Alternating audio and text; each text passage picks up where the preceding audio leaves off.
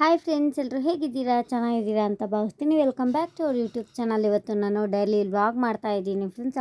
ಇವತ್ತು ಕೆಲವೊಬ್ರು ಕೇಳ್ತಾ ಇದ್ರಿ, ಪಾಪುಗೆ ಟಮಿ ಟೈಮ್ ಮಾಡಿಸ್ತೀರಾ, ಅದರಿಂದ ಉಪಯೋಗ ಏನೆಲ್ಲ ಆಗುತ್ತೆ ಅಂತೆಲ್ಲ ಸಹಿತ ಕೇಳ್ತಾ ಇದ್ರಿ ಫ್ರೆಂಡ್ಸ್. ಅದಕ್ಕೋಸ್ಕರ ಇವತ್ತು ನಾನು ಪಾಪುಗೆ ಟಮಿ ಟೈಮ್ ಯಾವಾಗ ಮಾಡಿಸ್ತಿದ್ದೀನಿ ಮತ್ತು ಎಷ್ಟು ಟೈಮ್ ಮಾಡಿಸ್ತೀನಿ, ಎಷ್ಟು ಮಂತಿಂದಲೂ ಸಹಿತ ಮಾಡಿಸ್ತೀನಿ ಅಂತ ಹೇಳ್ತಾ ಹೋಗ್ತೀನಿ ಫ್ರೆಂಡ್ಸ್. ಇದು ಇಂಪಾರ್ಟೆಂಟ್ ವಿಡಿಯೋ ಅಂತಲೇ ಹೇಳ್ಬೋದು.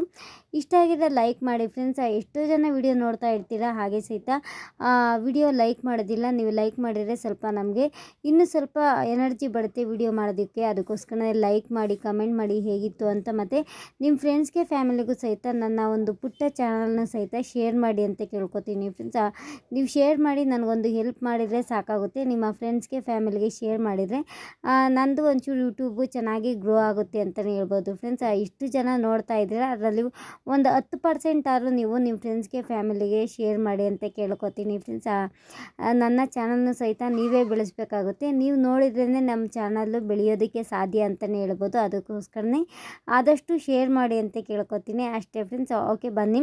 ಕೆಲವೊಂದು ಟಿಪ್ಸನ್ನು ಸಹಿತ ನಾನು ವಿಡಿಯೋದಲ್ಲಿ ಖಂಡಿತವಾಗಿ ತಿಳಿಸ್ತಾ ಹೋಗ್ತೀನಿ. ಸುಮ್ಮನೆ ವಿಡಿಯೋ ಮಾಡ್ತಾ ಹೋಗೋದಿಲ್ಲ, ಸುಮ್ಮನೆ ಏನೇನೋ ವಿಡಿಯೋ ಮಾಡ್ತಾ ಹೋಗೋದಿಲ್ಲ, ಟಿಪ್ಸನ್ನು ಹೇಳ್ತಾ ಹೋಗ್ತೀನಿ. ಅದಕ್ಕೋಸ್ಕರನೇ ಲೈಕ್ ಮಾಡಿ, ಶೇರ್ ಮಾಡಿ ಅಂತ ಕೇಳ್ಕೊತೀನಿ ಫ್ರೆಂಡ್ಸ್. ಇವಾಗ ಪಾಪುಗೆ ಸ್ನಾನ ಮಾಡಿಸಿದ್ದೀನಿ. ರೆಡ್ ಕಲರ್ ಫ್ರಾಕ್ ಹಾಕಿದ್ದೀನಿ. ತುಂಬ ಚೆನ್ನಾಗಿ ಕ್ಯೂಟಾಗಿ ಕಾಣ್ತಾ ಇದ್ದಾಳೆ. ಈ ಫ್ರಾಕ್ ಬಂದುಬಿಟ್ಟು ಡಿಮಾರ್ಟಲ್ಲಿ ತೊಗೊಂಬಂದಿದ್ದು. ಡಿಮಾರ್ಟಲ್ಲಿ ಆಲ್ಮೋಸ್ಟ್ ತುಂಬ ಚೆನ್ನಾಗಿರುತ್ತೆ ಮಕ್ಕಳಿಗಂತೂ ಬಟ್ಟೆ. ನ್ಯೂ ಬಾರ್ನ್ ಬೇಬಿಗಂತೂ ಸೂಪರಾಗಿ ಬಟ್ಟೆ ಸಿಗುತ್ತೆ ಅಂತ ಹೇಳ್ಬೋದು ಕ್ವಾಲಿಟಿಯಾಗಿ. ಇವಾಗ ಇಲ್ಲಿ ಪಾಪು ಮಲಗಿಸಿದ್ದಾಯಿತು ಫ್ರೆಂಡ್ಸ್. ಆ ಸ್ನಾನ ಬಿಸಿ ಬಿಸಿ ಸ್ನಾನ. ಏನದು ಸ್ನಾನಪ್ಪ ಅಂತ ಅಂದರೆ, ಅವಳಿಗೆ ನೀಲಗಿರಿ ಸೊಪ್ಪಿನರಲ್ಲಿ ಚೆನ್ನಾಗಿ ಕುದಿಸ್ಬಿಟ್ಟು ಸ್ನಾನ ಮಾಡಿಸ್ತೀವಿ. ಚೆನ್ನಾಗಿರುತ್ತೆ ಮಕ್ಕಳಿಗಂತೂ. ನೀಲಗಿರಿ ಸೊಪ್ಪಿಂದ ಸ್ನಾನ ಮಾಡಿಸಿದ್ರೆ ತುಂಬ ಚೆನ್ನಾಗಿರುತ್ತೆ. ಮಕ್ಕಳು ಆರಾಮ್ಸಾಗಿ ನಿದ್ದೆ ಮಾಡ್ತಾರೆ ಅಂತ ಹೇಳ್ತಾರೆ. ಅದಕ್ಕೋಸ್ಕರ ನನ್ನ ಹಸ್ಬೆಂಡು ಡ್ಯೂಟಿಗೆ ಹೋಗ್ತಾರಲ್ವಾ, ಗಾಡಿಗೆ ಹೋಗ್ತಾರಲ್ವಾ, ಅಲ್ಲೇ ಫ್ರೆಶ್ಶಾಗಿ ಎಳೆಯದು ಸಿಗುತ್ತೆ, ಎಷ್ಟು ಬೇಕಾದ್ರೂ ಸಿಗುತ್ತೆ. ಅದಕ್ಕೋಸ್ಕರನೇ ತೊಗೊಂಬಂದಿದ್ರು. ಹೇಗಿದ್ರು ಚೆನ್ನಾಗಿತ್ತಲ್ವ ಅಂತ ಹೇಳ್ಬಿಟ್ಟು ನಾನು ನೀಲಗಿರಿ ಸೊಪ್ಪಿಂದ ಸ್ನಾನ ಮಾಡಿಸಿ ಇವಾಗ ಆಲ್ರೆಡಿ ಎದ್ದಿದ್ದಾಳೆ ನೋಡಿ. ನೀವು ಎಷ್ಟು ಜನ ಮಗುಗೆ ಟಮಿ ಟೈಮ್ ಮಾಡ್ತೀರಾ ಅಂತ ಕೇಳ್ತಾ ಇದ್ರಲ್ವ ಫ್ರೆಂಡ್ಸ್. ಹೌದು, ನಾನು ಮಗುಗೆ ಟಮಿ ಟೈಮ್ ಮಾಡಿಸ್ತಾ ಇದ್ದೀನಿ. ಮಗು ನ್ಯೂ ಬಾರ್ನ್ ಬೇಬಿಯಿಂದಲೂ ಸಹಿತ ನೀವು ಟಮಿ ಟೈಮ್ ಮಾಡಿಸ್ಬೋದು. ಆದರೆ ನಾನು ಮಗು ಫಸ್ಟ್ ವೀಕಿಂದಲೂ ಸಹಿತ ನಾನು ನ್ಯೂ ಬಾರ್ನ್ ಬೇಬಿಯಿಂದ ಮಾಡಿಸ್ಲಿಲ್ಲ. ಫಸ್ಟ್ ವೀಕ್ ಆದಮೇಲೆ ನಾನು ಮಗುಗೆ ಟಮಿ ಟೈಮ್ ಮಾಡಿಸ್ತಾ ಬಂದೆ. ಆದರೆ ವಿಡಿಯೋದಲ್ಲಿ ತೋರಿಸಿಲ್ಲ ಅಷ್ಟೇ. ಈ ಟಮ್ಮಿ ಟೈಮ್ ಮಾಡೋದ್ರಿಂದ ಎಷ್ಟೆಲ್ಲ ಮಗುಗೆ ಉಪಯೋಗ ಇದೆ ಗೊತ್ತಾ ಫ್ರೆಂಡ್ಸ್. ತುಂಬ ಅಂದರೆ ತುಂಬ ಮಗು ಬಾಡಿಗಂತೂ ತುಂಬ ಉಪಯೋಗ ಇದೆ ಅಂತಲೇ ಹೇಳ್ಬೋದು. ನೋಡಿ, ಟಮ್ಮಿ ಟೈಮ್ ಯಾವ ರೀತಿ ಮಾಡಿಸ್ಬೇಕು ಅಂತ ಫಸ್ಟಿಗೆ ಹೇಳ್ತಾ ಹೋಗ್ತೀನಿ. ಮೊದಲಿಗೆ ಸ್ವಲ್ಪ ಒಂದು ಚಿಕ್ಕದು ಈ ರೀತಿಯಾಗಿ ರೌಂಡಾಗೆ ಮಾಡ್ಕೊಳ್ಬೇಕಾಗುತ್ತೆ. ಸ್ವಲ್ಪ ದಿಮ್ ಶೇಪಾಗಿ ಮಾಡ್ಕೊಳ್ಬೇಕಾಗುತ್ತೆ.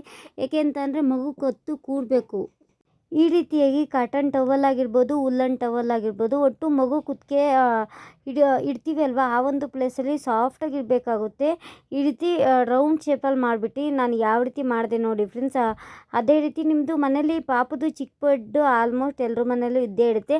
ಆ ಬೆಡ್ಡಿಂದಲೂ ಸಹಿತ ನೀವು ಮಾಡ್ಬೋದು. ಈ ರೀತಿ ಒಂದು 3 ಸುತ್ತು ಸುತ್ತಬಿಟ್ಟು ಮಗು ಕುತ್ತಿಗೆ ಮಾತ್ರ ಆ ಬೆಡ್ ಮೇಲೆ ಇಡಬೇಕಾಗುತ್ತೆ. ನಾವೇನು ಸುತ್ತಿರ್ತೀವಿ ನೋಡಿ, ಆ ಪ್ಲೇಸಲ್ಲಿ ಮಗು ಕುತ್ತಿಗೆ ಭಾಗ ಮಾತ್ರ ಇಡಬೇಕಾಗುತ್ತೆ. ಇನ್ನು ಮಿಕ್ಕಿದ ಬಾಡಿ ಮಾತ್ರ ನೆಲಕ್ಕೆ ಬಿಡಬೇಕಾಗುತ್ತೆ. ಯಾಕೆ ಅಂತಂದರೆ ಈ ರೀತಿ ಮಿಕ್ಕಿದ ಬಾಡಿ ಬಿಡೋದ್ರಿಂದ ಮಗುಗೆ ಡೈಜೆಷನ್ ಬೇಗನೆ ಆಗುತ್ತೆ. ಮಗು ಹಾಲು ಕುಡಿತೀವಿ ಮತ್ತು ನಾವು ಸಹಿತ ಒಂದೊಂದು ಸರಿ ಸರಿಯಾಗಿ ಊಟ ತಿಂದಿರೋದಿಲ್ಲ, ಮಗುಗೆ ಡೈಜೆಷನ್ ಚೆನ್ನಾಗಿ ಆಗಿರೋದಿಲ್ಲ. ಅದಕ್ಕೋಸ್ಕರನೇ ಈ ರೀತಿ ಟಮ್ಮಿ ಟೈಮ್ ಮಾಡಿಸೋದ್ರಿಂದ ಮಗುಗೆ ಬೇಗನೆ ಡೈಜೆಷನ್ ಆಗುತ್ತೆ. ಮತ್ತು ಇನ್ನೊಂದು ಮೇನ್ ಇಂಪಾರ್ಟೆಂಟ್ ಏನಪ್ಪ ಅಂತ ಅಂದರೆ, ಟಮ್ಮಿ ಟೈಮ್ ಮಾಡಿಸೋದ್ರಿಂದ ಮಗು ಕತ್ತು ಬೇಗನೆ ಕೂರುತ್ತೆ ಅಂತಲೇ ಹೇಳ್ಬೋದು ಫ್ರೆಂಡ್ಸ್. ಒಬ್ಬೊಬ್ಬರು ಮಕ್ಕಳದು ಕುತ್ತಿಗೆ ಆ ಕಡೆ ಈ ಕಡೆ ಅಲ್ಲಾಡ್ತಾ ಇರುತ್ತೆ. ಒಂದೊಂದು ಮಕ್ಕಳದು ಬೇಗನೆ ಕುತ್ತಿಗೆ ಕೂಡಿಬಿಡುತ್ತೆ. ಅದಕ್ಕೋಸ್ಕರನೇ ಎಲ್ಲ ಮಕ್ಕಳಿಗೂ ಸಹಿತ ನೀವು ದಿನಕ್ಕೊಂದು ಬಾರಿನಾದ್ರು ಸಹಿತ ಟಮ್ಮಿ ಟೈಮ್ ಮಾಡಿಸ್ಬೇಕಾಗುತ್ತೆ. ನನ್ನ ಮಗಳು ನೋಡಿ ಯಾವ ರೀತಿಯಾಗಿ ಮಾಡ್ತಾ ಇದ್ದಾಳೆ ಅಂತ. ಅವಳಂತೂ ಈಗ ಟಮ್ಮಿ ಟೈಮ್ ಮಾಡಿಸೋದ್ರಿಂದ ಸ್ವಲ್ಪ ಚೆನ್ನಾಗಿ ಮಲ್ಕೋತಾಳೆ ಅಂತಲೇ ಹೇಳ್ಬೋದು. ಬೇಗನೆ ಮಲ್ಕೋತಾಳೆ, ಚೆನ್ನಾಗಿ ಮಲ್ಕೋತಾಳೆ. ಮತ್ತು ಇನ್ನೊಂದು ಏನು ಗೊತ್ತಾ ಫ್ರೆಂಡ್ಸ್, ಟಮ್ಮಿ ಟೈಮ್ ಮಾಡಿಸೋದ್ರಿಂದ ಮಗುಗೆ ಹೊಟ್ಟೆ ನೋವು ಯಾವಾಗ ಬರುತ್ತೆ ಅಂತ ಗೊತ್ತಾಗೋದಿಲ್ಲ. ಸುಮ್ಮನೆ ಅಳ್ತಾ ಇರ್ತಾಳೆ. ನಮಗೂ ಸಹಿತ ಮಗು ಏನು ತಗೊಳ್ತಾ ಇದೆ ಅಂತಲೂ ಸಹಿತ ಗೊತ್ತಾಗೋದಿಲ್ಲ. ಮಗು ಬಾಯಿ ಬಂದರೆ ಸ್ವಲ್ಪ ಮಾತಾಡೋಂಗಾದರೆ ಹೇಳುತ್ತೆ ಹೊಟ್ಟೆ ನೋವು ಬರುತ್ತೆ ಅಂತ. ಮಗುಗೆ ಹೊಟ್ಟೆ ನೋವು ಬರೋದು ಗೊತ್ತಾಗೋದಿಲ್ಲಲ್ವ ಮಕ್ಕಳಿಗೆ. ಅದಕ್ಕೋಸ್ಕರನೇ ಹೀಗೆ ಟಮ್ಮಿ ಟೈಮ್ ಮಾಡಿಸೋದ್ರಿಂದ ಮಗುಗೆ ಹೊಟ್ಟೆ ನೋವು ಬೇಗನೆ ಕಂಟ್ರೋಲ್ ಆಗುತ್ತೆ. ಮಗು ಜಾಸ್ತಿ ಅಳ್ತಾ ಇದೆ ಅಂದರೆ ಸ್ವಲ್ಪ ಟಮ್ಮಿ ಟೈಮ್ ಮಾಡಿಸಿ, ಸ್ವಲ್ಪ ಆವಾಗ ಚೆನ್ನಾಗಿ ಸ್ವಲ್ಪ ಅಳೋದನ್ನು ನಿಲ್ಲಿಸ್ತಾರೆ ಅಂತಲೇ ಹೇಳ್ಬೋದು. ಟಮಿ ಟೈಮ್ ಮಾಡಿಸೋದ್ರಿಂದ ತುಂಬ ಅಂದರೆ ತುಂಬ ಉಪಯೋಗ ಇದೆ ಅಂತಲೇ ಹೇಳ್ತೀನಿ ಫ್ರೆಂಡ್ಸ್. ಖಂಡಿತವಾಗಿ ಮಗುಗೆ 1 ಟೈಮ್ ಆದರೂ ಮಾಡಿಸಿ, ನ್ಯೂ ಬಾರ್ನ್ ಬೇಬಿಯಿಂದಲೂ ಸಹಿತ ನೀವು ದಿನಕ್ಕೆ 1 ಬಾರಿ ಟಮಿ ಟೈಮ್ ಮಾಡಿಸಿ ಅಂತ ಕೇಳ್ಕೊತೀನಿ. ಸ್ಟಾರ್ಟಿಂಗು ಒಂದು 3ರಿಂದ 4 ನಿಮಿಷ ಮಾಡ್ತಾ ಬನ್ನಿ. ಇವಾಗ ನಮ್ಮ ಪಾಪಗೆ 1.5 ತಿಂಗಳು ಆಗ್ತಾ ಬರ್ತಾ ಇದೆ ಅಲ್ವಾ, ಒಂದು 7ರಿಂದ 10 ನಿಮಿಷದವರೆಗೂ ನಾನು ಟಮಿ ಟೈಮ್ ಮಾಡ್ತಾ ಬರ್ತೀನಿ. ಮಗುಗೆ ಸ್ವಲ್ಪ ಒಂದು 3 ನಿಮಿಷ ಟಮಿ ಟೈಮ್ ಮಾಡಿಸಿ ಮತ್ತೆ ಎತ್ಕೊಂಡು ಸ್ವಲ್ಪ ರಿಲ್ಯಾಕ್ಸ್ ಮಾಡಿಕೊಡಿ. ಮಗು ಟಮಿ ಟೈಮ್ ಮಾಡಿಸ್ತಿರ್ಬೇಕಾದ್ರೂ ಅಳ್ತಾ ಇದೆ ಅಂದರೆ ಸ್ವಲ್ಪ ಹೊತ್ತು ಎತ್ಕೊಂಡು ರೆಸ್ಟ್ ಮಾಡಿಸ್ಬಿಟ್ಟು ಮತ್ತೆ ಟಮಿ ಟೈಮ್ ಮಾಡಿಸ್ಬೋದು. ಕತ್ತು ಬೇಗನೆ ಕೂರುತ್ತೆ ಮತ್ತು ಮಗುಗೆ ಡೈಜೆಷನ್ ಬೇಗ ಆಗುತ್ತೆ. ಮೋಷನ್ನು ಸಹಿತ ತುಂಬ ಚೆನ್ನಾಗಿ ಮಾಡುತ್ತೆ ಅಂತಲೇ ಹೇಳ್ಬೋದು. ಒಬ್ಬೊಬ್ಬರು ಕೇಳ್ತಾ ಇರ್ತೀರ, ನನ್ನ ಮಗು ಮೋಷನ್ ಮಾಡಬೇಕಾದ್ರೆ ಮುಕ್ಕು ಉರಿಯುತ್ತೆ ಅದೆಲ್ಲ ಕೇಳ್ತಾ ಇರ್ತೀರ, ಅದೆಲ್ಲ ಬೇಗನೆ ಕಂಟ್ರೋಲ್ ಆಗುತ್ತೆ ಅಂತಲೇ ಹೇಳ್ಬೋದು. ಮತ್ತು ಫ್ರೆಂಡ್ಸ್, ಗ್ಯಾಸ್ಟ್ರಿಕ್ ಪ್ರಾಬ್ಲಮ್ಮು ಸಹಿತ ಬರೋದಿಲ್ಲ. ಮಗುವಿಗೆ ಗ್ಯಾಸ್ಟ್ರಿಕ್ ಬೇಗನೆ ಕ್ಲಿಯರ್ ಆಗುತ್ತೆ ಟಮಿ ಟೈಮ್ ಮಾಡಿಸೋದ್ರಿಂದ. ಮಗುಗೆ ಆವಾಗಲೇ ನೀವು ಟಮಿ ಟೈಮ್ ಮಾಡಿಸಿದ ತಕ್ಷಣವೇ ಗ್ಯಾಸ್ಟ್ರಿಕ್ ಕ್ಲಿಯರ್ ಆಗುತ್ತೆ. ಹೊಟ್ಟೆ ನೋವಿದ್ದರೆ ಕಂಟ್ರೋಲ್ ಆಗುತ್ತೆ ಮತ್ತು ಮಗು ಕತ್ತು ಸಹಿತ ಬೇಗನೆ ಕೂರುತ್ತೆ ಅಂತಲೇ ಹೇಳ್ಬೋದು. ನಾವು ಮುಂದಗಡೆ ಹಿಂಗೆ ಮಾತಾಡಿಸ್ಬೇಕಾಗುತ್ತೆ. ನಾನು ಆಗಲೇ ತೋರಿಸ್ತೆ ಅಲ್ವಾ, ಟಮಿ ಟೈಮ್ ಮಾಡಿಸ್ಬೇಕಾದ್ರೆ ಮಾತಾಡ್ತಾ ಇದ್ಲಲ್ವಾ, ಅದೇ ರೀತಿ ನೀವು ಸಹಿತ ಮಾತಾಡ್ತಾ ಬಂದರೆ ತುಂಬ ಚೆನ್ನಾಗಿ ಕತ್ತು ಬೇಗ ಕೂರುತ್ತೆ ಅಂತಲೇ ಹೇಳ್ಬೋದು. ಮಗು ಕತ್ತು ಆ ಕಡೆ ಈ ಕಡೆ ಅಲ್ಲಾಡಿಸ್ತಾ ಬೇಗನೆ ಮಗು ಕತ್ತು ಕೂರುತ್ತೆ ಅಂತಲೇ ಹೇಳ್ಬೋದು ಫ್ರೆಂಡ್ಸ್. ಇಷ್ಟೆಲ್ಲ ಉಪಯೋಗ ಬೆನಿಫಿಟ್ಸ್ ಇದೆ. ಅದಕ್ಕೋಸ್ಕರನೇ ಮಗುಗೆ ಖಂಡಿತವಾಗಿ ಟಮಿ ಟೈಮ್ ಮಾಡಿಸಿ. ಅಯ್ಯೋ ಏನಾಗ್ಬಿಡುತ್ತೆ ಏನೋ ಅಂತ ಮಗುಗೆ ಮಾಡಿಸೋದಕ್ಕೆ ಏನೋ ಹೋಗ್ದಲೇ ಒಬ್ಬೊಬ್ಬರು ಇರ್ತೀರ. ಟಮಿ ಟೈಮ್ ಖಂಡಿತವಾಗಿ ದಿನಕ್ಕೆ 1 ಬಾರಿನಾದ್ರು ನೀವು ಮಾಡಿಸ್ಬೇಕಾಗುತ್ತೆ. ಸ್ವಲ್ಪ ಜಾಸ್ತಿ ಮಂತ್ ಆಗಿದೆ ಅಂದರೆ ನೀವು ಸ್ವಲ್ಪ ಜಾಸ್ತಿ ಟೈಮೇ ಮಾಡಿಸಿ, ಏನು ತೊಂದರೆ ಆಗೋದಿಲ್ಲ ಮಗುವಿಗೆ. ತುಂಬ ಉಪಯೋಗ ಇದೆ ಫ್ರೆಂಡ್ಸ್. ಟಮಿ ಟೈಮ್ ಮಾಡಿಸೋದ್ರಿಂದ ಎಷ್ಟೆಲ್ಲ ಬೆನಿಫಿಟ್ಸ್ ಇದೆ ನೀವೇ ನೋಡಿದ್ರಲ್ಲ, ತುಂಬ ಅಂದರೆ ತುಂಬ ಬೆನಿಫಿಟ್ಸ್ ಇದೆ. ಇವಾಗ ನಾನು ಸ್ವಲ್ಪ ಮಗುಗೆ ಟಮಿ ಟೈಮ್ ಮಾಡಿಸಿದ ನಂತರ ಇವಾಗ ಆಲ್ಮೋಸ್ಟ್ ನೈಟ್ ಆಗ್ತಾ ಬರ್ತಾ ಇದೆ. ನನ್ನ ಹಸ್ಬೆಂಡ್ಗೆ ಏನೇ ಸಾಂಬಾರು ಮಾಡಿದ್ರು ಸಹಿತ ಅವ್ರಿಗೇನಾದ್ರು ಒಂದು ಬಾಯಿ ರುಚಿ ಬಂದುಬಿಡುತ್ತೆ. ನಾನಂತೂ ಇಟ್ಕೊಂಡ್ಬಿಡ್ತೇನೆ, ನೀನು ಆ ರೈಸ್ ಮಾಡು, ಕ್ಯಾರೆಟ್ ರೈಸ್ ಮಾಡು, ಬೀಟ್ರೂಟ್ ರೈಸ್ ಮಾಡು ಮತ್ತು ವೆಜಿಟೇಬಲ್ ರೈಸ್ ಮಾಡು ಅಂತ ಕೇಳ್ತಾಯಿದ್ರು. ಅದಕ್ಕೋಸ್ಕರನೇ ಎಲ್ಲನೂ ಸಹಿತ ಹೆಚ್ಚಿಕೊಟ್ಟಿರಲ್ವ, ಪಾಪ ಅವ್ರು ಆಸೆ ಸುಮ್ಮನೆ ಎಂತಕ್ಕೆ ವೇಸ್ಟ್ ಮಾಡೋದು ಅಂತ ಹೇಳ್ಬಿಟ್ಟು ಫೈನಲಾಗಿ ನಾನು ಸಿಂಪಲ್ಲಾಗಿ ಕ್ಯಾರೆಟ್ ರೈಸನ್ನು ಮಾಡಿದ್ದೆ. ತುಂಬ ಟೇಸ್ಟಿಯಾಗಿತ್ತು. ನಾನೇನು ತಿನ್ನೋದಕ್ಕೆ ಹೋಗಿಲ್ಲ. ಅಮ್ಮ ಸ್ವಲ್ಪ ಇದು ಹೀರೆಕಾಯಿ ಬಸ್ಸಾಂಬಾರು ಮಾಡಿದ್ರು, ಸಖತ್ತಾಗಿತ್ತು. ಮುದ್ದೆ ಅನ್ನಕ್ಕಂತೂ ಹೀರೆಕಾಯಿ ಬಸ್ಸಾಂಬಾರು ತುಂಬ ಟೇಸ್ಟಿಯಾಗಿತ್ತು ಫ್ರೆಂಡ್ಸ್. ಆದರೆ ನನ್ನ ಹಸ್ಬೆಂಡು ಸಾಂಬಾರು ತಿನ್ನೋದು ಕಡಿಮೆ, ಹೀಗೆ ಜಾಸ್ತಿ ಆಯಿಲ್ ಪದಾರ್ಥ ತಿಂದು ಹೊಟ್ಟೆನ ಜಾಸ್ತಿ ಬಡಿಸ್ಕೊಂಡಿದ್ದಾರೆ ಅಂತಲೇ ಹೇಳ್ಬೋದು. ಆಸೆ ಆಗ್ತಾ ಇರುತ್ತೆ ಅವಾಗವಾಗ. ಔಟ್ಸೈಡ್ ಏನು ತಿನ್ನೋದಕ್ಕೆ ಹೋಗೋದಿಲ್ಲ. ಏನೇ ಬೇಕು ಅಂದರೂ ಮನೆಗೆ ಐಟಮ್ ತಂದು ಕೊಡ್ತಾರೆ, ನಾನು ಮಾಡಿಕೊಡ್ಬೇಕಷ್ಟೇ. ನೋಡಿ ಅವ್ರ ಮುಖದಲ್ಲಿ ಎಷ್ಟು ಖುಷಿ ಬಂತು ಅಂತ. ಪಾಪ ಹಸ್ಬೆಂಡ್ ಕೇಳ್ದಕ್ಕೆ ಏನಾದ್ರು ಒಂದು ಮಾಡಿಕೊಡ್ಬೇಕು ಅಲ್ವಾ. ಅವನು ಎಷ್ಟೊಂದು ನಾನು ಇದು ತಂದುಕೊಡು ಅಂದಿದ ತಕ್ಷಣ ತಂದುಕೊಟ್ಬಿಡ್ತಾನೆ. ಡೈಲಿ ಅವನೇ ಕೇಳ್ತಾ ಇರ್ತಾನೆ, ಏನಾದ್ರು ಬೇಕಾ, ಅದು ತಿನ್ನು ಇದು ತಿನ್ನು. ನಾನು ಸುಮ್ಮನೆ ದುಡ್ಡು ಖರ್ಚಾಗುತ್ತೆ ಅಂತ ಹಿಂದೆ ಮುಂದೆ ನೋಡ್ತಾ ಇರ್ತೀನಿ ಫ್ರೆಂಡ್ಸ್. ಅಯ್ಯೋ ಇರೋದು ಸ್ವಲ್ಪ ದಿನ, ಯಾವಾಗ ಸಾಯ್ತೀವೋ ಏನೋ ಗೊತ್ತಾಗೋದಿಲ್ಲ. ತಂದುಕೊಡ್ತೀನಿ, ಏನು ಬೇಕು ಹೇಳು ಅಂತ ಕೇಳ್ತಾ ಇರ್ತಾರೆ.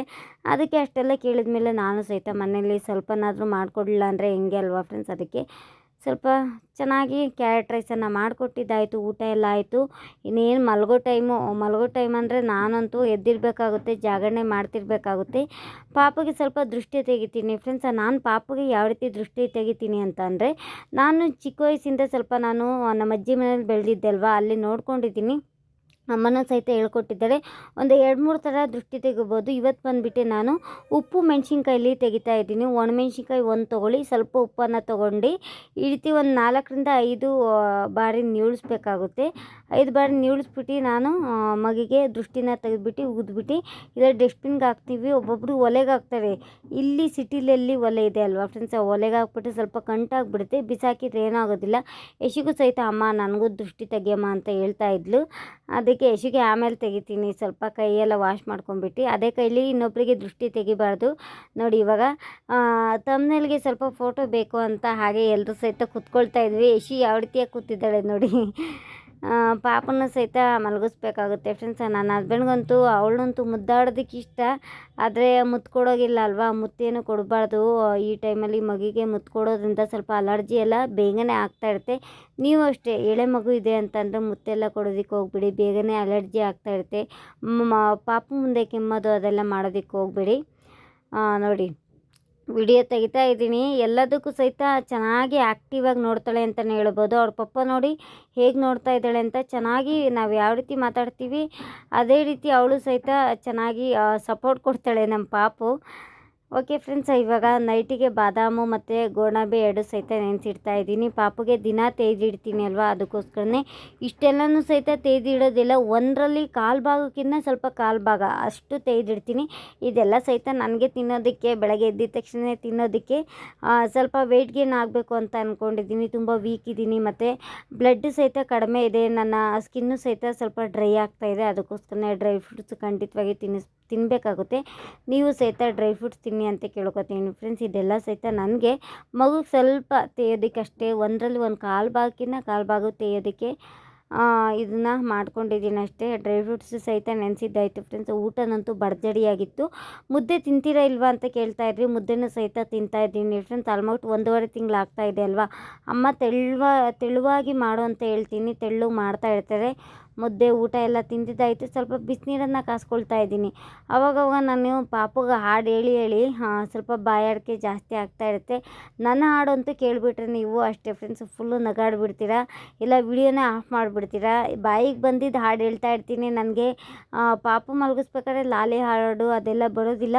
ಆದರೆ ನಮ್ಮಮ್ಮ ಒಂದು ರೂಢಿ ಮಾಡಿಬಿಟ್ಟಿದ್ದಾಳೆ, ಪಾಪು ಮಲಗಿಸ್ಬೇಕು ಅಂದರೆ ಲಾಲಿ ಹಾಡು ಹೇಳ್ಬಿಟ್ಟು ಮಲಗಿಸ್ತಾರೆ. ನಾನಂತೂ ಬಾಯಿಗೆ ಬಂದಿದ್ದು ಹೇಳ್ಬಿಟ್ಟು ಹೇಗೋ ಮಲಗಿಸ್ಬಿಡ್ತೀನಿ, ಅವಳಿಗೇನು ಗೊತ್ತಾಗೋದಿಲ್ಲ ಅಂತ.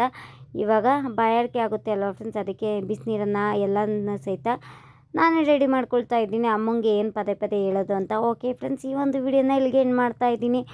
ಹೋಪ್ಫುಲಿ ಈ ವಿಡಿಯೋ ಇಷ್ಟ ಆಯಿತು ಅಂತ ಅಂದ್ಕೊಂಡಿದ್ದೀನಿ. ನಿಮಗೆ ಟಿಪ್ಸು ಸಹಿತ ಇಷ್ಟ ಆಯಿತು ಅಂತ ಅಂದ್ಕೊಂಡಿದ್ದೀನಿ. ಹಾಗೆ ಖಂಡಿತವಾಗಿ ನಾನು ವಿಡಿಯೋ ಅಂತೂ ಮಾಡೋದಕ್ಕೆ ಹೋಗೋದಿಲ್ಲ, ಏನಾದರೂ ಒಂದು ಟಿಪ್ಸನ್ನು ಹೇಳ್ತಾ ಹೋಗ್ತೀನಿ. ಇಷ್ಟ ಆಗಿದೆ ಆಲ್ಮೋಸ್ಟ್ ಎಲ್ಲರೂ ಸಹಿತ ಲೈಕ್ ಮಾಡಿ, ಜಾಸ್ತಿ ಜನ ಲೈಕ್ ಮಾಡಿ, ಹೇಗಿತ್ತು ಅಂತ ಕಾಮೆಂಟ್ ಮೂಲಕ ತಿಳಿಸಿ. ಮತ್ತು ಪ್ಲೀಸ್ ನನ್ನ ಒಂದು ಚಾನಲ್ಗೆ ಸಪೋರ್ಟ್ ಮಾಡಿ ಅಂತ ಕೇಳ್ಕೊತೀನಿ. ನಾಳೆ ಮತ್ತೊಂದು ಹೊಸ ವಿಡಿಯೋ ಜೊತೆ ಸಿಗ್ತೀನಿ. ಎಲ್ಲರಿಗೂ ಟೇಕ್ ಕೇರ್, ಬಾಯ್ ಬಾಯ್.